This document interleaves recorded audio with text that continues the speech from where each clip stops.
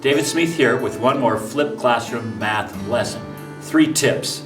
First, you can adjust the playback speed faster or slower as you desire. Second, you can pause the video at any point to catch up with your notes or jot down some questions.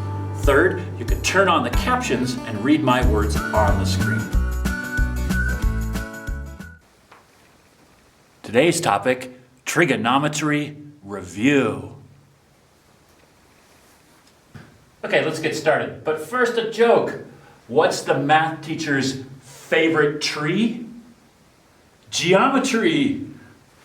Okay, let's review the basics for trigonometry here. It's a right triangle. All of this stuff deals with right triangles.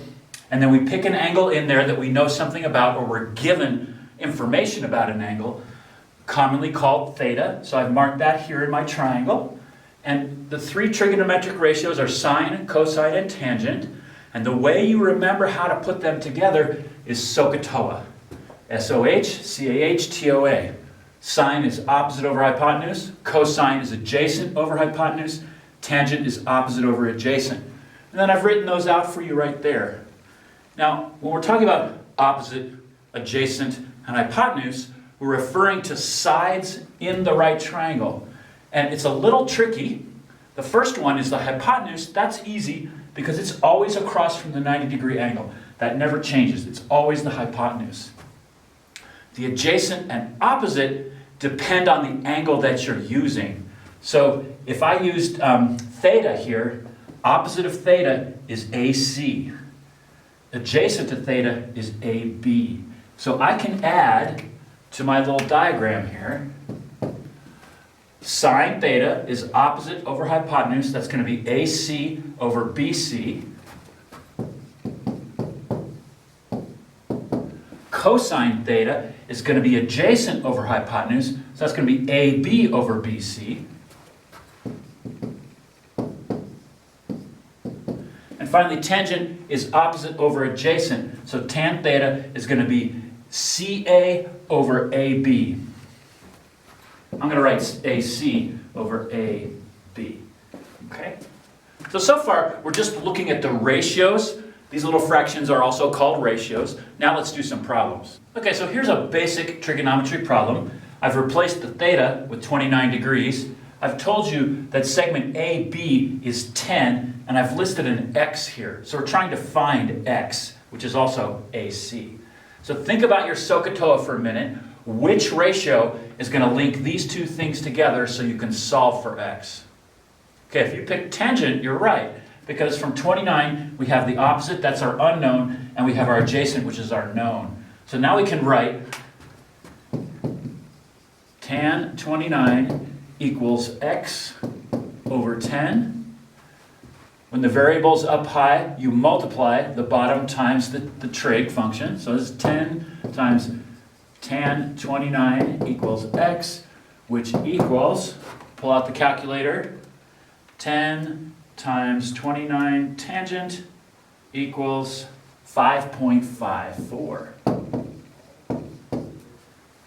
And we talked in an earlier video about carrying 2 decimals into your calculations. It's kind of essential to get the right numbers, so remember to do that. Okay, now let's take a look at this one. Here's my theta. I put it in a different spot. I'm giving you the same side, AB. That's 83 now, and I'm asking you to find x. So pause the video and write a trigonometric equation using one of the 3, SOH, CAH, TOA, and write that down. Okay, let's see what you got. So I'm in this angle. I look out. This is opposite of my angle. So I have opposite, and I need hypotenuse. Which function uses opposite and hypotenuse? That would be sine. Sine is opposite over hypotenuse. So now I can write my equation. Sine 61 equals 83 over x. That's the correct equation. Now, if you recall, when the variable's down low, you switch, you know. So the x comes up here, and the sine 61 goes down below. So now I have x equals 83 divided by sine 61.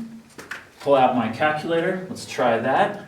83 divided by 61 sine gives me 98 or 94.90.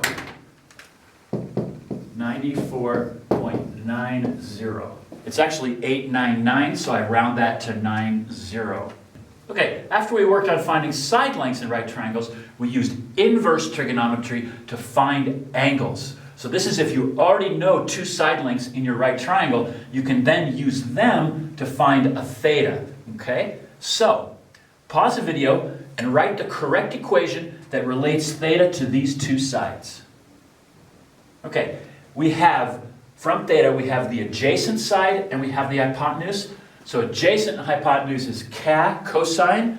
So I can write cosine theta equals adjacent 2.1 over hypotenuse 4.3. Now do you remember what to do next?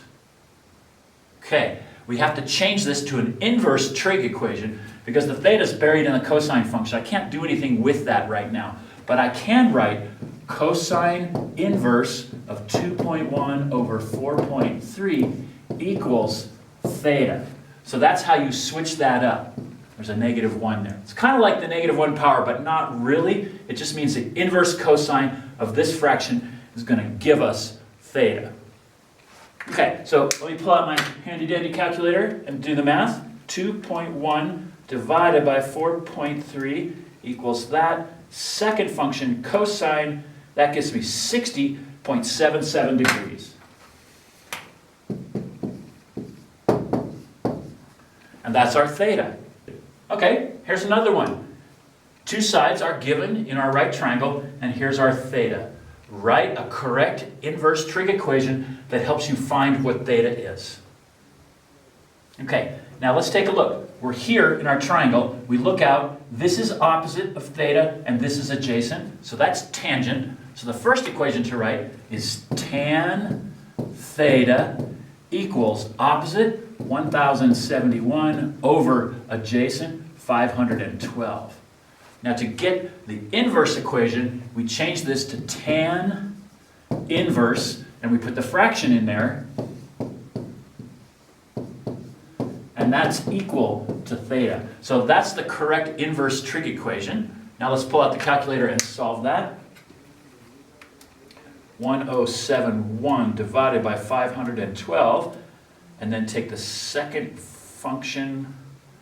Now that didn't work right. Let's try that again. 1071 divided by 512, and then take the second function for tangent, the inverse function. We get 64.45.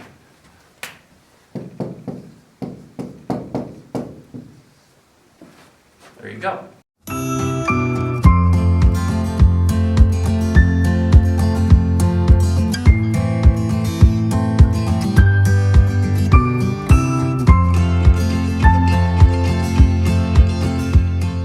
Okay, let's do one word problem using trigonometry.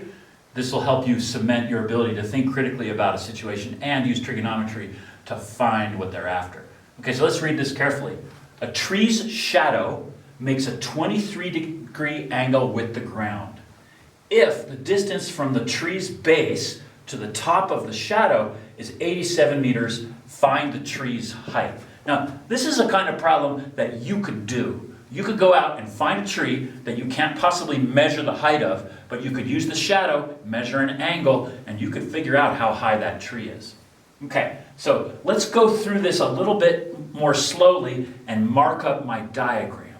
So what's going on here is the sun is somewhere up here, shining its way through the day, and the shadow is this line, okay? All right, so first thing, what do we know about how trees grow? We need a right angle to use trigonometry, and you can assume that the tree grows at a right angle to the ground. So now you can see we have our right triangle. We have the tree as one leg, we have the distance from the base of the tree to the end of the shadow as another leg, and the hypotenuse is the shadow itself. Okay? So a tree's shadow makes a 23-degree angle with the ground. That's right here. That's the angle that the shadow makes with the ground. So I'm marking up my diagram. If the distance from the tree's base to the top of the shadow is 87 meters, tree's base, top of shadow, 87 meters. Find the tree's height. So that would be here. That's our x. Okay? So now I have a nice diagram. It's all marked up. If you're thinking about trig, you probably already figured out what you can do. I'm going to go ahead and erase this and we'll solve that.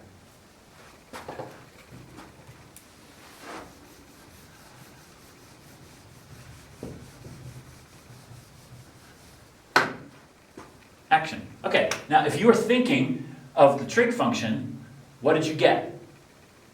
Tangent, right? Because here's my angle, I've got the opposite, that's what I want to find, and I have the adjacent, that's what they're telling me. So now I can write tan 23 equals x over 87 meters. Okay? My variable's up high, so I multiply the lower part of the fraction times the trig function. So I'm going to get 87 times the tangent of 23 equals x. Pull out the calculator. 87 times 23. 87 times 23.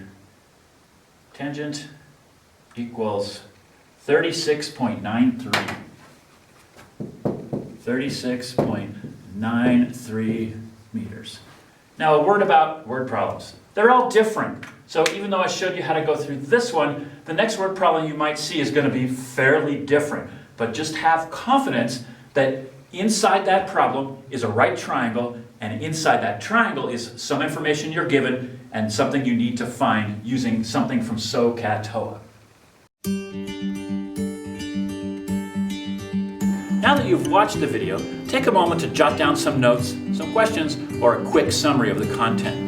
You can also re-watch the portions of the video that were a little bit challenging. If you enjoyed the video, please click like, and if you'd like to help me grow my YouTube channel, please click subscribe.